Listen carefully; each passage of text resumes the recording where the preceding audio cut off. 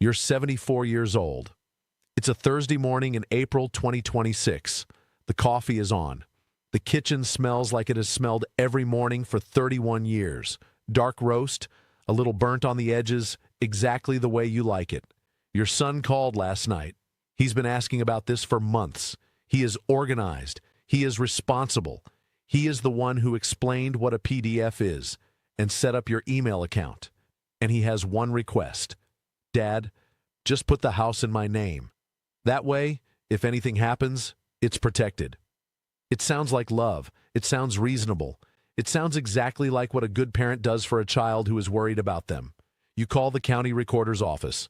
You sign a quitclaim deed. By Friday afternoon, the house is in his name. 4 months later, you have a stroke. And that deed, the one signed with love, the one that felt like protection, just cost your family $347,819. You believe that transferring your home to your child protects it from the nursing home. I understand exactly where that belief came from. Every instinct you have as a parent says, get the asset out of your name. Put it somewhere the state can't reach. Protect what took 31 years to build. Every neighbor who offered advice over the back fence said the same thing. Every well-meaning sibling at Thanksgiving, every friend from church who mentioned they heard about it somewhere, just put it in the kids' names. Simple, done. Here's what actually happens. The federal government anticipated that move 40 years ago. They built a precise, mathematically brutal rule specifically designed to catch it. In 2026, that rule is being enforced with a precision most families never see coming until the certified letter arrives. Meet Gerald and Margaret. Gerald is 76, retired electrician from Westerville, Ohio. He paid off his 3-bedroom ranch house in November 2009 after 34 years on the job, 3 kids, 7 grandchildren. A man who never missed a shift and never carried a credit card balance. Margaret is 73, retired school administrator from suburban Phoenix, Arizona. She paid off her home in 2014. 2 kids, 5 grandchildren. A woman who balanced the household budget on a teacher's salary for 3 decades and somehow made it work every time. Same generation, same discipline, same paid-off house that was supposed to be the inheritance.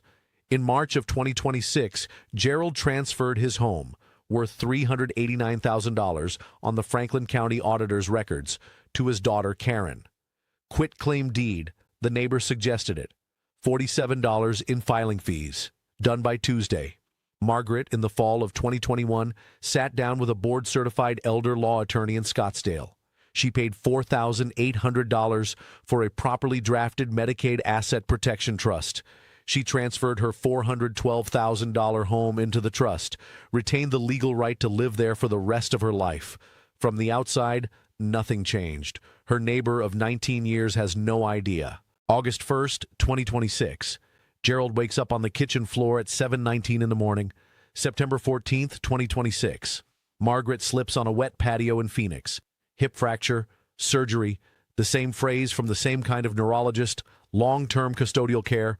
2 families, same crisis, same year, same month. By the end of this video, you will know exactly what happened to Gerald's $389,000 and why Margaret's family walked away with everything. Let me show you the math they never print in the brochure. According to the Centers for Medicare and Medicaid Services, CMS.gov, the average annual cost of nursing home care in the United States in 2026 is $104,400. That is $8,700 a month, not per year, per month. That last number, sit with it, $8,700 every single month. And Medicare, the program you paid into for 40 years, the program that took a line item from every paycheck with the word FICA on it. Medicare pays almost none of it. Medicare covers skilled nursing for up to 100 days after a qualifying hospital stay, and only while you are actively improving. The moment your condition becomes custodial, meaning you need daily help, but you are not getting measurably better, Medicare stops completely. Zero. So you turn to Medicaid, and Medicaid will pay the bills. But before it pays a single dollar, it does something your financial advisor has never mentioned in a client meeting. It reviews every financial transaction you made in the prior 60 months, 5 years, 60 months of bank records, real estate filings, deed transfers, gift documentation, wire transfers. They are looking for one thing: uncompensated transfers. Any moment in the last 5 years where you gave something away or sold something for less than fair market value. If they find one, they impose a penalty. And the calculation is one of the most punishing formulas in American law. Take the value of what you transferred. Divide it by the average monthly nursing home cost in your state. The result is the number of months you are disqualified from Medicaid. Gerald's numbers right now live. He transferred a home worth $389,000 in March 2026, had his stroke in August 2026, 5 months inside the 60-month window. Ohio's average monthly nursing home cost in 2026 $9,247 per Medicaid.gov's state rate data. $389,000 divided by $9,247 equals 42.1 months of disqualification. 42 months, 3.5 years, during which Gerald needs $9,247 a month, $388,374 total that Medicaid will not cover, that Karen cannot absorb on a teacher's salary, that Gerald does not have in savings because the house was the asset. That is the look-back trap, and that is not an accident. That is policy. This was written into federal law in 1993 under OBRA, the Omnibus Budget Reconciliation Act, tightened in 2005 under the Deficit Reduction Act, which extended the look-back to 60 months specifically to close the loophole of last-minute transfers. The federal government knew you would try to protect your home. They planned for it, they legislated against it, and they built the 60-month window to catch any transfer made in a reasonable panic, even years before a health crisis. Not your broker, not your banker, not your financial planner with the framed CFP certificate on the wall. None of them walked you through this formula, because knowing this formula means planning around it, and planning around it reduces the state's Medicaid recovery revenue. Here's the tax clock. I need you to hear this clearly. If you are watching this at 62, you have a 7 to 10 year window. The legal architecture is cheap right now. At 68, that window is exactly 5 years. One look-back period, not too late but not early anymore. At 73, you are looking at 38 months. According to KFF.org's 2025 data, 70% of Americans who reach 65 will need long-term care. Average duration, 3.7 years. At 76, most protective structures become extremely difficult to complete in time. The window is closing. The healthier you are, the cheaper your protection will be. The sicker you become, the more impossible it gets to plan. The system is counting on your delay. I spent 11 years working inside estate planning and elder law, watching families discover too late that a deed transfer made with good intentions had sentenced them to 42 months of unprotected care costs. I've watched a 78-year-old machinist in suburban Indianapolis lose $341,227 because his son convinced him the quitclaim deed was simpler than a trust.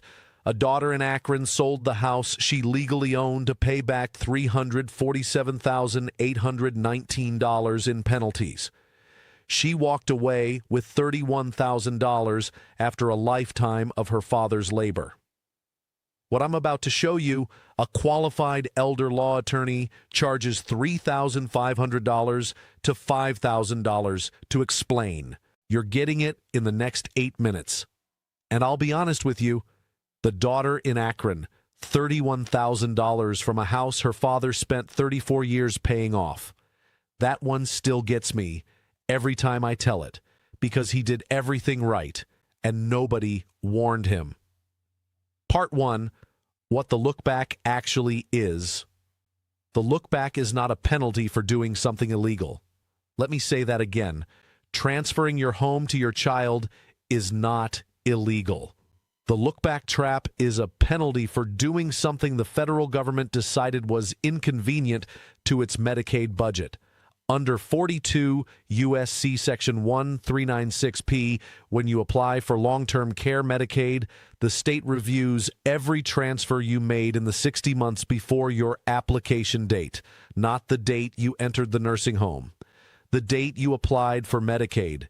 If you transferred the house in March 2026 and don't need care until 2029, the 3-year gap does not help you. When you apply in 2029, the state looks back to March 2026, finds the transfer, and starts the disqualification from the 2029 application date. The clock on the penalty starts when you need help, not when you made the transfer. That is the cruelest detail of the entire system. You don't feel the damage for years. By the time you feel it, it is too late. Every state must perform this review. Federal law. No discretion. Part 2. Why every shortcut makes it worse. Here's the part they hide. After people learn about the look-back, they try to get creative. They think they can engineer around it. Most of the time, they make it worse. The 4 most common attempts, and why each one fails. Shortcut 1. We'll sell the house for $1. This is still an uncompensated transfer. Fair market value, $389,000. Amount received, $1. Uncompensated value, $388,999. The penalty calculation is nearly identical to a $0 transfer. The dollar does not help you. Shortcut 2. We'll put it in a revocable living trust. If you can take the asset back at any time, Medicaid counts it as yours. A revocable trust is completely invisible to Medicaid's asset test. Countless families paid attorneys $1,500 believing it protected the home. It did not. Shortcut 3. We'll use a transfer on death deed. In many states, a TOD deed bypasses probate. In Ohio, it does not bypass Medicaid estate recovery. Ohio Revised Code. Section 5162.21 specifically captures TOD transfers in the MERP recovery statute. Indiana and Arkansas are similarly aggressive. The state you live in determines which moves work. Shortcut 4. We'll wait and see. According to KFF.org's 2025 data, the median time between a first significant care need and full nursing facility placement is 22 months, not 5 years, 22 months. The families who plan at 65 have an 8-year buffer. The families who plan at the diagnosis have none. This is not bad luck. This is by design. Stop. Before I get to the 3 legal structures that actually work, I need to ask you something directly. Are you living in a paid-off home titled "in your name alone," or have you already made a transfer to a child or a trust in the last 60 months that you're now wondering about? Drop your answer in the comments. Your state, your age, your situation. I read every comment personally in the first 48 hours. Your comment becomes someone else's warning. Part 3. What the state does after the transfer. The nursing home receives Gerald on August 3rd, 2026. First invoice, $9,247. Gerald applies for Medicaid. The state finds the deed transfer dated March 14th, 2026, 142 days before the application, inside the window. Penalty period, 42 months and 3 days. The nursing home initiates discharge proceedings within 60 days. Karen is handed the bill. She is a 3rd-grade teacher earning $54,200 a year before taxes. She cannot pay $9,247 a month. The house Gerald paid off, sold. To pay back the penalty, the quitclaim deed triggered. That last number. Sit with it. Wait, I need to pause here. Because what I'm about to show you, the 3 structures that actually neutralize the lookback, is the part most financial advisors themselves get wrong. I am going to be direct with you. I have sat in rooms with certified financial planners who could not accurately explain the difference between a revocable and an irrevocable trust as it applies to Medicaid eligibility. What comes next is the reason this video exists. We've covered the look-back formula, the penalty calculation, and why every common shortcut makes the situation worse. But here is what most people watching right now are missing. For many of you, the 60-month clock is already running. Right now, today, if you are over 68 with a paid-off home and no Medicaid compliant protection structure in place, you are inside the window. Stay with me. Because what comes next is exactly what Margaret did, the one move Gerald never got the chance to make. A DIM-7, the solution, 1,200 to 1,400. Here are the 3 moves Margaret made, and that you can make starting today. Step 1, the Medicaid Asset Protection Trust, MERP. You don't need to be wealthy. You need to be healthy, and you need enough lead time for the 60-month clock to expire before you need care. This is an irrevocable trust. The key word is irrevocable. Once the home is in, you cannot take it back. That is precisely why it works. If the asset is not legally yours, the state cannot recover it. Margaret paid $4,800 to an elder law attorney in Scottsdale in November 2021. She transferred her $412,000 home into the trust, named her son David as trustee, retained the legal right to live there for the rest of her life. When she applied for Medicaid in October 2026, the transfer occurred 59 months prior. By November 2026, the look-back had expired. The home was not a countable asset. David inherited $412,000. The state recovered $14,203 from a checking account, $4,800 in attorney fees, $412,000 saved. Cost, $3,500 to $6,000 depending on state and attorney. First step, no attorney required. Go to NALA.org. Find a board-certified elder law attorney in your state. Call and say exactly this: I want to discuss a Medicaid Asset Protection Trust and understand my current look-back exposure. Those exact words. Today, not this month. Buried in 42 U.S.C. Section 1396P, C, 2, A, 4, is one of the most powerful exceptions in American Medicaid law.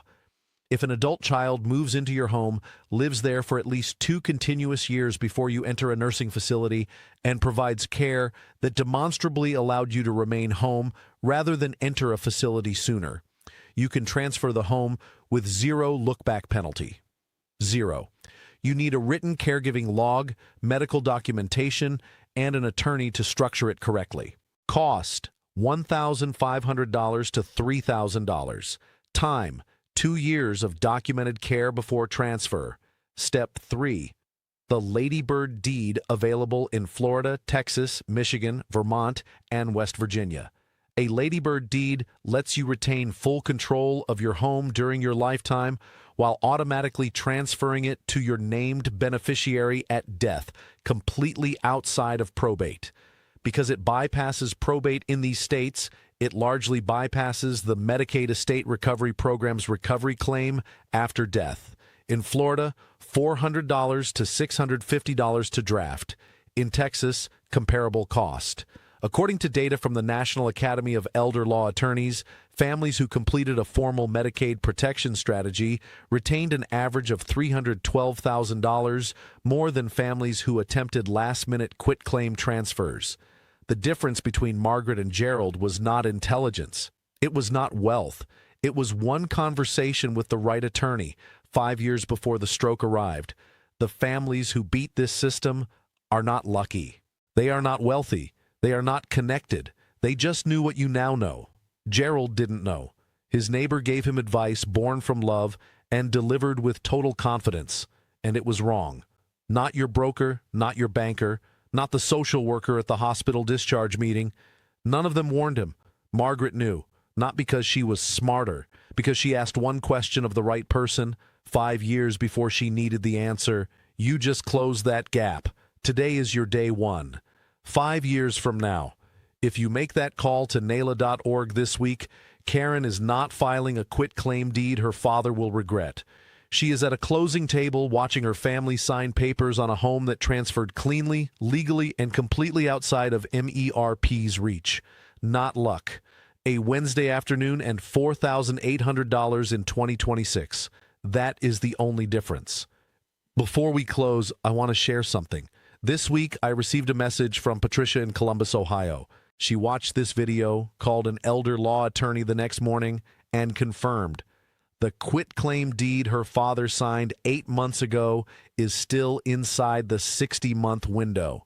She has 52 months left. Patricia, that call may have just saved your family $389,000. That is what knowing the rule in time looks like. That is what this community does for each other. If what I showed you today matched your situation, if someone has told you to put the house in your child's name, or if you've already done it and you're now thinking through what that means, hit the like button right now. Financial content that explains what Medicaid does to your home gets suppressed by the algorithm within 48 hours. Your like breaks that, and it tells YouTube this information is worth showing to the next family before it's too late. Comment below your state, your age, and whether anyone has ever told you to put your home in your child's name. I read every comment personally in the first 48 hours. Your situation might become the next video. Your comment becomes someone else's warning. I've put together the free Senior Shield Look Back Trap Protection Checklist. 4 specific steps organized by your state and your age, including the exact questions to ask in your first meeting with an elder law attorney. It's in the description below. Download it before you close this tab. It took Margaret 1 afternoon to complete in 2021. It may save your family $312,000. Subscribe and flip the bell. Next week, the widow's tax cliff, the tax bracket ambush that doubles the IRS bill for the surviving spouse in their very first filing year after a loss. Most advisors have watched it happen. Almost none of them warn you before it does. You will be warned.